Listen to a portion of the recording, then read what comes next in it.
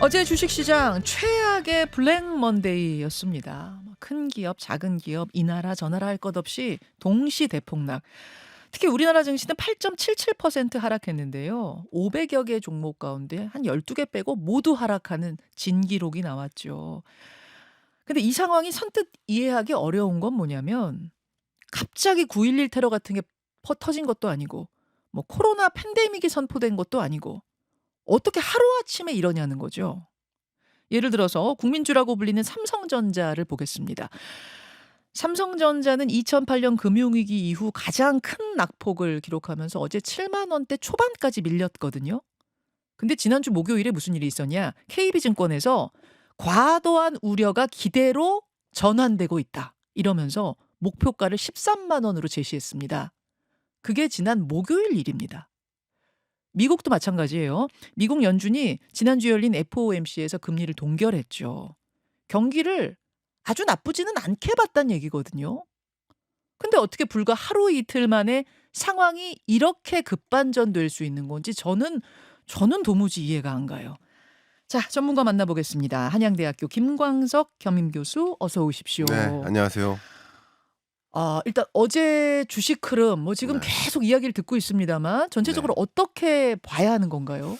일단은 뭐 최대 낙폭이죠. 그러니까 음. 우리나라 코스피 지수도 우리나라 예. 역사상 낙폭이 가장 컸습니다. 보니까 234포인트가 떨어졌네, 그렇습니다. 지수가. 예. 이게 역사상 가장 큰 폭으로 떨어진 네, 거라면서요? 어제를 제외하고 가장 낙폭이 컸던 게 예. 여러분 다 기억하는 날들입니다.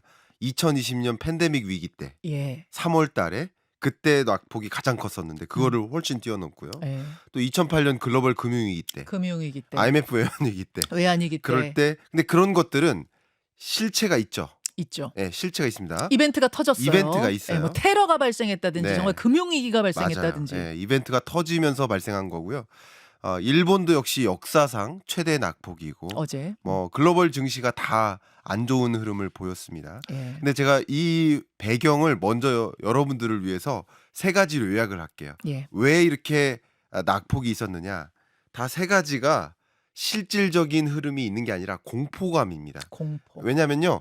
예를 들어서 경기 침체 공포 엄습. 음. 여러 이제 뉴스 기사를 보세요. 음. 경기 침체 공포예요. 네. 경기 침체 우려예요. 예. 경기 침체 엄습이 아니에요. 음. 경기 침체 우려나 공포감이에요. 경기 침체 시작이 아니라 네. 경기 침체 우려. 올 것 같다는 경기 우려. 침체 공포 뒷부분에 다 방점이 찍혀 있는 그거 거죠. 굉장히 중요한 겁니다. 예. 왜냐하면 그것 때문에 시장이 움직이는 거예요. 주식 시장은 예. 선행성이 강하기 때문에. 그렇죠. 그러니까 선행적이니까 다시 말하면 심리 지표인 거예요. 심리적으로 공포감을 느끼면 떠나는 거예요. 돈을 던지고 나오는 거예요. 그러니까 그런 현상이고요. 음. 두 번째 배경은 방금 전에 나와서 말씀하셨던 중동불안, 징동불안에 대한 우려예요. 근데 중동불안으로 인해 야기될 변수가 뭐예요?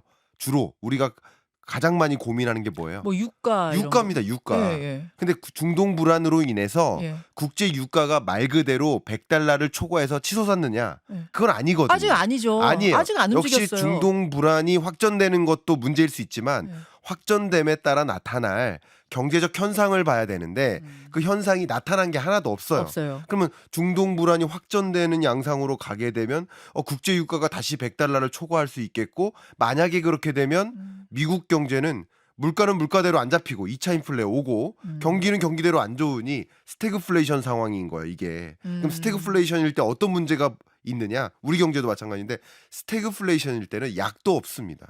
이게 왜 그러냐면 물가만 높으면 네. 금리를 올려서 물가 잡으면 돼요. 그렇죠. 인플레이션일 근데 때. 경기도 안 좋고 인플레까지 찾아오면 예. 금리를 인하할 수도 없는 거예요. 그렇죠. 물가가 안 잡혔으니. 이러지도 저러지도 그러니까 못하고. 약이 없는 거예요. 그러니까 어떻게 대응할 수단이 별로 없어요. 그러니까 그런 우려, 중동 불안에 대한 공포, 우려, 확전 가능성 이것에 대한 공포감. 세 번째가 네. 역시 일본의 엔캐리 트레이드의 청산. 이게 좀 그게 어려운 표현인데 어려워요. 어제부터 많이 나오는 용어인데 좀 네. 쉽게 설명해 주세요. 한번 설명드리면 일본의 금리가 예. 지난 8년 동안 마이너스 기준금리를 도입했습니다. 예. 근데 3월 달에 금리를 인상해서 마이너스에서 탈피했고 그리고 지난 7월 말일 날 금리를 또 한 차례 인상했습니다. 예. 일본이. 금리를 이제 인상하다 보니까 이제 일본은 슈퍼엔저 시대와의 작별을 선언했구나. 그러니까 세계로 나가 있던 엔화들이 다시 일본으로 모여들 수 있겠구나. 금리 그렇습니다. 그렇죠. 높아졌으니까. 그러니까 마이너스 금리일 때 일본 돈을 가지고 예. 미국에 투자하자. 예, 예. 이게 엔캐리 트레이드거든요. 근데 엔캐리 트레이드 했던 것을 이제 미국 금리가 5.5%고 예. 지금 일본 금리가 0.25%예요. 예, 예. 그러니까 이제 좁혀졌으니 엔캐리 트레이드의 청산이 일어나겠구나 그 말이구나. 하는 공포감이에요. 다만 이것도 실체는 별로 없는 것이 엔캐리 트레이드가 일어나는 현상, 그러니까 순매도 현상이 조금 주춤해지는 건 사실이에요. 당연히 그렇습니다. 예, 예. 그러나 여전히 미국 기준금리가 5.5%, 예. 일본 기준금리가 0.25% 올려봤자예요. 그리고 미국이 네. 앞으로 내릴 겁니다. 네. 중립금리를 향해 금리를 인하할 텐데 네. 일본은 앞으로 올리고자 해요. 근데 올리는 게 여정이 쉽진 않아요. 올리고 싶지만 올리기가 쉽지 않아요. 여러 환경상. 그러니까 올렸더니 이런 일이 벌어졌잖아요. 일본 경제가. 그렇죠. 그러니까 올리기가 쉽지 않아요. 그렇지만 어쨌든 격차는 좁혀질 가능성이 있어요. 예. 미국과 일본 간의 금리 격차가. 예. 그러나 그럼에도 불구하고 미국의 중립금리를 3.5%로 두고 일본이 목표하는 기준금리를 0.6%로 둔다면 여전히 격차는 굉장히 높기 때문에 실제 일본 돈을 가지고 미국을 투자하면 투자했지 미국 돈을 가지고 일본에 투자할 리는 없어요. 그러니까 엔캐리의 어떤 청산이 대대적으로 일어나긴 또 쉽지는 않아요. 근데 청산 가능성은 있죠, 물론. 그리고 주춤해지고 엔캐리 현상이 좀 주춤해지고. 그러니까 이런 여러 가지 세 가지 특징 때문에 어제 증시에 글로벌 증시에 영향을 다 준 건데, 근데 이게 다 뭡니까? 제가 공포. 말씀드려요. 과잉 공포인 거죠. 첫째도 공포, 네. 둘째도 공포, 셋째도 공포 다 그럴 것 같아라는 네. 공포. 네. 그러니까 교수님 보세요. 네. 다 공포만으로. 예, 예. 공포라는 건 늘 존재하죠. 아니 경제 주식 시장에 공포 없었던 적이 어디 네. 있습니까? 근데 그 정도 공포만으로 무슨 9.11 테러 때보다 더 세상 무너지는 것처럼 이렇게 판이 흔들릴 수 있냐? 저는 잘 이해가 안 가고 저 같은 뭐 일반인이야 그렇다 치더라도 전문가들도 몰랐잖아요. 제가 앞에서 이제 그 증권회사가 지난주에 삼성전자 목표 주가 올린 거 말씀드렸는데 네. 아니 그분들 다 전문가인데 네. 그분들이 하루 전까지도 그 상황을 몰랐다? 심지어 연준의 파월 의장도 금리 동결하면서 예. 이 정도 경제 상황이 우려가 펼쳐질 줄 알았으면 동결했겠습니까? 도대체 어떻게 된 건가 저는 진짜 이해가 안 가요. 네. 좋은 말씀이십니다. 그 공포감을 보셔야 돼요. 여러분들 이제 투자자 관점에서는 시장을 보실 때 내가 저축을 하는 은행에 저축하는 사람도 있고요. 예. 주식을 보유하는 사람이 있고 코인을 투자하는 사람도 있고 부동산에 투자하는 사람도 있고 투자 대상은 여러 가지예요. 예. 그죠? 내가 돈을 아무데도 투자 안 하고 있는데요라고 하시는 분도 투자하고 계신 거예요. 예. 근데 그 투자 방법이 은행에 저축하는 방법. 그렇죠. 투자 수익률이 다르고 위험성이 다른 것뿐이지 돈을 어떤 형태로든 가지고 계신 거예요. 그렇죠. 그게 다 투자입니다. 자, 그럴 때 공포감에 가장 먼저 흔들리는 거. 그러니까 심리적으로 가장 먼저 흔들리는 게 코인이나 주식시장과 같은 변동성이 심한 자산입니다. 맞습니다. 공포만으로 조정되는 거예요. 근데 부동산 시장은 상대적으로 동행하거나 후행하는 성격의 자산 시장이에요. 예. 다릅니다. 달리 이해해 주셨으면 좋겠고요. 또 한 가지 가장 대표적인 예를 말씀드리면 미국 금리를 가지고 금리가 올라간다는 것은 이 주식시장을 억누르는 제약 요인인 거 맞아요. 그렇죠? 네. 근데 금리가 지금 미국 기준금리가 5.5%인데 예. 제가 매년 경제전망서를 발표하지만 22년 10월이 가장 낮은 주가다라는 표현을 했어요. 그러니까 주가의 조정을 말씀드린 거고 이 코스피의 흐름을 봤을 때 22년 10월 11월이 가장 낮은 주가예요. 코로나 때 그때 말씀하신 아니 22년이니까 코로나19는 좀 꺼지고 조금 꺼지고 나선가? 그 22년 10월이 뭐였냐면 그러네요. 미국이 자이언트 스텝을 연거푸할 때. 그러면 잘 생각해 보세요. 자이언트 스텝을 이제 시작할 때 그때의 금리와 지금의 5.5% 금리 어떤 금리가 더 높습니까? 지금이 훨씬 높겠죠. 훨씬 그때 높죠. 인상하기 시작하는 거예요. 예. 그러나 금리에 따른 공포감은 그때가 심할까요? 지금이 심할까요? 그때가 더 심했겠네요. 금리 인상한다고 하니까 공포감이 드는 거예요. 그러나 금리의 레벨은 지금이 훨씬 높죠. 예. 이게 차이입니다. 공포감 때문에 주가가 조정되는 것이지 실제 금리 인상의 결과 때문에 그걸 반영해서 주가에 조정되는 것은 아니다. 오히려 오케이. 예, 자, 그걸 좀 구분하셨으면 좋겠습니다. 알겠습니다. 공포감이 극대화되면서 지금 이제 패닉셀이라고 그러죠. 예. 공포 때문에 막 던지기 시작하는 네. 거예요. 게다가 우리 증시는 외국인들이 상당히 많이 들어와 있었는데 네. 외국인들이 돈을 빼기 시작하니까 어제 하루에 뭐 20조 팔았다면서요. 네, 그 정도를 이제 팔았는데 받아줄 개미도 없어요. 우리 다 무서우니까 지금 개미들이 받아주지도 못해요. 이러니까 그냥 계속 떨어져서 어제 네. 그렇게 많은 큰 폭의 하락이 벌어진 걸로 일단 보입니다. 맞습니다. 그러면요, 교수님. 결국 그 공포감의 마지막 방아쇠를 당긴 건 미국의 고용 지표 발표 같은데, 예, 그렇죠? 네. 고용 지표가 발표되면서 실업률이 이렇게 올랐어? 이게 이제 마지막 방아쇠를 던진 것 같긴 한데 네. 이 공포가 그냥 공포로만 그치면서 안정화가 될 것이냐, 네. 아니면은 진짜 경기 침체로 실현이 될 것이냐 이 부분이거든요. 어떻게 네. 보세요? 네, 너무 중요한 말씀 예. 주셨습니다. 이제 지난 금요일 날 밤에 9시 반에 고용 보고서가 발표됐고 예. 저도 이제 그 실시간으로 그 고용 지표를 분석을 했는데 네. 실업률이 급등했습니다. 예. 그러니까 직전월 실업률이 4.1%였는데 음. 이번 발표된 게 4.3%니까 음. 0.2% 포인트나 상승한 건 굉장히 강한 실업률의 상승 기조입니다. 음.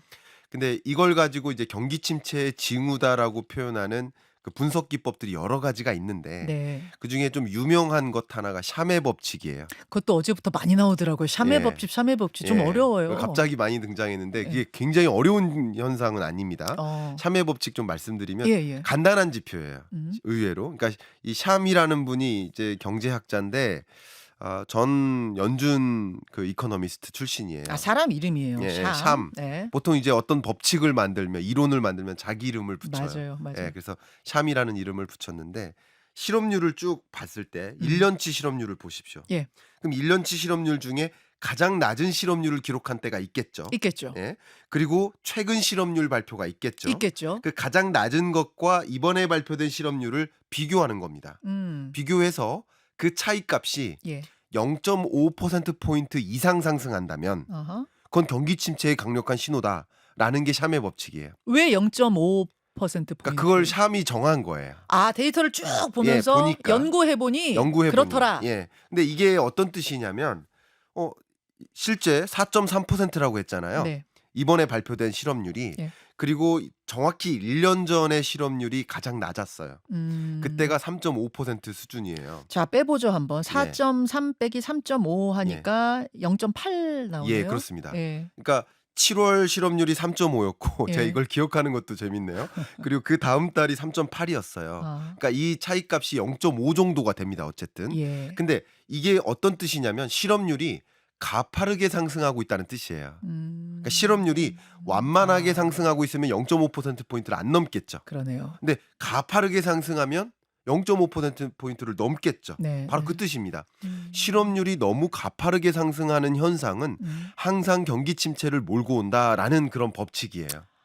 아. 그러면 그 법칙에 따르면 특히나 그 샴의 법칙을 주창한 샴이라는 이코노미스트가 이 예. 박사님이 예. 최근 들어 열심히 이제 기자회견도 하고 방송에 나와서 제가 지금 방송에 나와서 말씀하듯이 예, 예, 예. 실업률이라는 지표를 보고 경기 침체의 강력한 신호다. 음. 왜 7월에 금리 인하하지 않았느냐. 금리 인하했어야 된다. 라는 것을 적극적으로 얘기하는 과정이죠. 그러니까 아마도 여러분들이 샴의 법칙에 더 치중해서 그러니까 여러분들이 더 민감하게 반응할 만한 그런 현상들 중에 경기 침체 맞아라는 것에 동조할 만한 경기 침체의 근거가 될 만한 그런 사인이나 발언들을 더 수집해서 나의 정보화하는 거예요. 제가 해석하기엔 그렇습니다. 예를 들면 워런 버핏이 네. 애플 뭐 투자했던 자금 반 정도를 다 뺐다. 예, 예, 뭐 예. 이런 여러 그랬다면서요. 가지 것들이 경기 침체 맞네라는 그 고개가 끄덕여질 만한 그런 정보나 예. 그런 어떤 주장이나 근거들을 더 수집해서 정말 경기 침체 오는 거보다라고 공포감을 느끼시는 것 같아요. 그런데 이게 과잉 공포다라고 의견을 드리는 것은 네. 실업률이 가파르게 상승하는 거 맞습니다. 네. 그래서 저는 이런 현상을 용인된 경기 침체라고 했어요. 용인된 경기 침체. 예, 용인된 혹은 유인된 경기 침체다. 어. 그러니까 물가를 잡기 위해 나타나는 그냥 일관적인 통상적인 현상이다. 그러니까 경기가 둔화되어야 물가가 잡히는 그렇죠. 것이지. 그렇죠. 그 경기를 둔화시켜서 물가를 잡기 위한 수단으로서 금리를 인상했었던 용인된 경기 침체 현상이고, 이건 사실 우리 김현정의 뉴스쇼에 정치인들이 많이 나오시잖아요. 네네. 정치인들은 발언할 수 없는 표현을 파월이 했어요. 뭐라고요? 대통령이나 혹은 음. 어떤 의사결정자나 국회의원이나 이런 민심을 생각하는 분들이 할 수 없는 표현을 했어요. 이렇게 실업률이 급등하는 현상을 음. 고용시장이 정상화되고 있다고 표현했어요. 파월이. 파월이. 지난 8월 1일 날. 그러면서 금리 또 동결한 거군요. 그런 거죠. 그러면서 이게 정상화되는 경로다. 이게 해석하기 나름인데, 예, 예. 그러니까 국회의원이나 예, 예. 대통령이 예. 실업자가 이렇게 많이 늘어나고 실업률이 상승하는 현상을 놓고 정상화되고 있다고 하면 정치는 절대 그렇게 말 공분이 못하죠. 절대 안 돼. 그러나 그렇죠. 예. 이코노미스트로서는 예. 이게 경기가 어느 정도 둔화되어야 물가가 잡히는 현상이고, 예. 우리가 유인한 이 정도는 우리가 생각했던 경기 침체다. 오케이. 자, 이해했어요. 예. 이해했어요. 그러니까 파월이 보기에는 이 정도 실업률 지표 나오는 것도 물가 안정화되는 그 과정이라고 우리 그냥 이해합시다. 그래서 예. 금리 동결 한 번 더 합시다. 이거였는데 그렇죠. 지금 이 샴의 법칙에 따르면 너무 가파르잖아, 실업률. 예. 이거는 경기 침체로 가는 서막이야. 근데 사람들이 시장이 말하자면 샴 쪽으로 더 귀를 솔깃하게 보면서 공포감을 지금 극대화하고 있는 상황이다. 네. 그러면서 이제 파월한테 질책을 하는 거예요. 당신 8월에 금리 그 인하했었어야지. 동결하면 어떡해. 네. 실기한 거 아니야? 예. 이렇게 지금 분위기 가고 있는 거잖아요. 맞습니다. 예. 김광석 교수님이 보시기에는 그럼 어느 쪽이 더 맞다고 보십니까? 현상은 공포 맞고 현상은 대폭락 맞습니다만 진짜로 경기 침체로 가면서 이게 진정이 안 되는 건지 아니면 잠깐이라는 잠깐이 언제인지 모르겠습니다만 조정 국면 거치면서 안정화를 그래도 할 건지 어떻게 네. 보세요? 제가 만약에 방송인이라면 예. 예. 이거 심각한 경제 위기다라고 얘기했을 겁니다. 그리고 인기성 발언이라고 한다면 예. 역시 공포감을 조장했어야 됩니다. 예. 그러나 그것보다는 시청률을 원하는 게 아닙니다. 저는 사실을 말하고 싶은 거예요. 저도 자, 시청률을 원하는 거 아닙니다. 근데- 사실을 부탁드립니다. 근데 이 시장에서 보면 시청률을 원하는, 어, 조회수를 원하는 어. 그런 어떤 표현들이 너무 많아서 좀 자극적인 표현을 안타깝습니다. 예, 예. 그리고 여러분들의 마음을 위로하기 위해서는 음. 또 그렇게 표현하는 게 맞을 수 있지만, 제가 보고 있는 사실을 말씀드리고자 예. 합니다. 제가 줄곧 강조하고 있는 표현이 예. 부디 경기 침체와 경제 위기를 구분하십시오. 음. 이게 정말 다른 겁니다. 어떤 경기 침체라는 단어와 예. 경제 위기라는 단어가 완전히 다른 것인데, 어. 정말 안타까운 현상은 뭐 이 자리에 앉아 있는 어떤 전문가라고 하는 분들도 구분하지 않고 얘기를 하세요. 그러니까 과잉 공포감을 유도해요. 제가 이걸 구분하겠습니다. 경제 위기가 자주 오는 게 아닙니다. 이코노믹 크라이시스라고 하는 경제 위기는 우리나라 역사상 4번 왔어요. IMF 때, IMF 때 또 왔고요. 뭐 2008년 금융위기 때, 금융위기 때, 예. 그리고 팬데믹 경제 팬데믹 위기 때, 때, 그리고 1980년 예. 이때 오일쇼크 충격. 예, 예. 이 4번의 경제 위기가 뭐냐면 경제 규모가 전년보다 줄어드는 거예요. 진짜로 그때는 펀더멘털이 막 흔들릴 때죠. 역성장하는 거. 예, 경제 성장률이 마이너스 찍는 거. 예, 이게 경제 위기입니다. 예. 제가 2023년 경제를 전망할 때 23년은 경기 침체입니다라고 얘기했어요. 예. 그거를 경제 위기라고 오해하신 거예요. 음. 근데 경기 침체는 경제 성장률이 그 나라의 잠재 성장률을 밑돌 때를 말해요. 알겠습니다. 그래서 23년 성장률이 1.4%였으니까 평년 성장률보다 훨씬 밑도는 안 좋은 경제였어요. 지금도 마찬가지 안 좋은 경제. 미국 경제도 성장률로 보면 2008년에 마이너스 2%, 2020년 마이너스 2%. 근데 지금 경제 성장률이 2.5% 성장률입니다. 이게 경기 침체, 마일드한 경기 침체에 해당하는 현상이지 경제 위기가 아닌 것이다, 이렇게 말씀드립니다. 자, 그러면 지금 개인 투자자들에게 30초 남았습니다. 네. 조언을 준다면 흔한 말로 이제 뭐 존버 이런 말 하잖아요. 네. 버틴다, 끝까지 버틴다. 네, 아니면 손절한다. 네. 김광석 교수님이라면 어느 쪽 가시겠습니까? 그 투자의 판단에 근거를 드리겠습니다. 차라리 제가 의견을 자, 드린다면 10초 남았습니다. 그러면 FOMC 회의가 9월에 있고요. 예. 그 전 약 한 달 정도 동안에 예. 발표되는 지표들이 추가적인 공포감을 유도한다. 음. 그러면 지금 있으면 안 되죠. 근데 지표들을 보실 때 지표들이 추가적인 공포감이 아니고 과잉 공포였어라는 걸 확인케 해준다.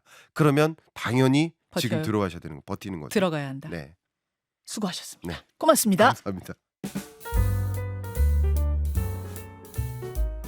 김현정의 뉴스쇼는 시청자 여러분의 참여를 기다립니다. 구독과 좋아요, 댓글 잊지 않으셨죠? 알림 설정을 해두시면 평일 아침 7시 10분 실시간 라이브도 참여하실 수 있습니다.